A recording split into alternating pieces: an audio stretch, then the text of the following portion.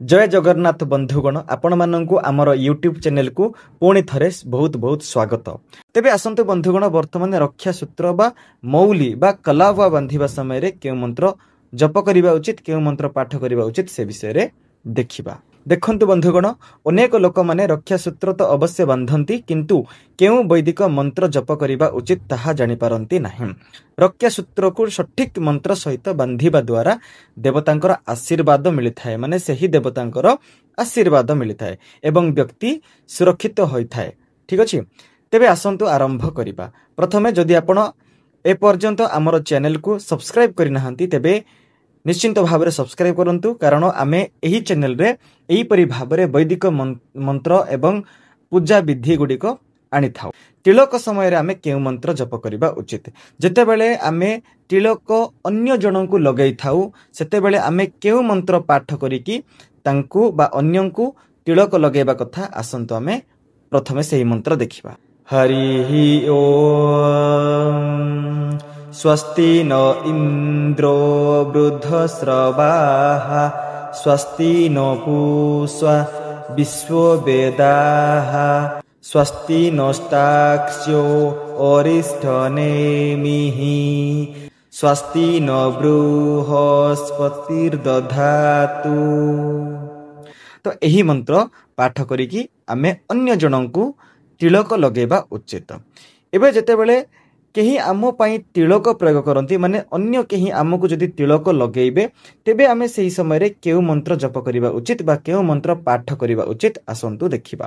ओम नमो ब्रह्मण्य देवाय गो ब्राह्मणः हिताय च जगद्धिताय कृष्णाय गोविंदाय नमो नमः।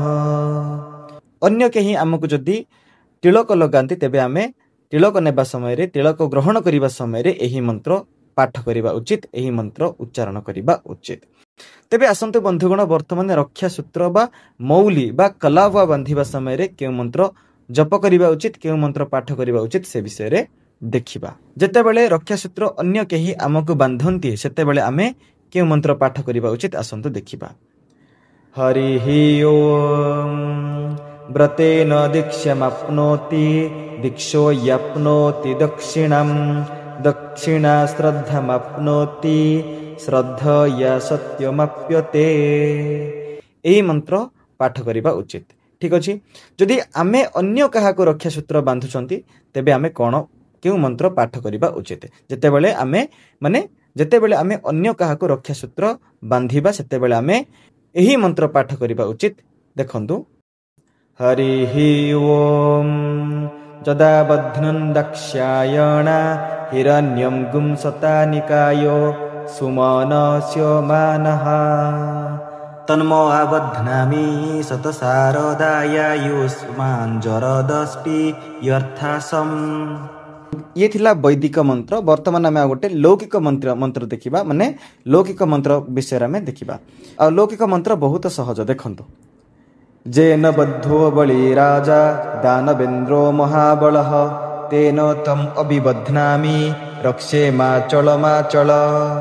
ये हेला लौकिक मंत्र। एही परि भाबरे जदि आमे कोन करूछु ना अन्य काहा को आमे जदि रक्षा सूत्र बांधिबा सेते बेले आमे एही परि भाबरे मंत्र उच्चारण करिबा उचित। आपण लौकिक मंत्र उच्चारण करि परिबे करिकि बांधि परिबे अथवा वैदिक मंत्र द्वारा मध्य बांधि परिबे किछि असुविधा नाही।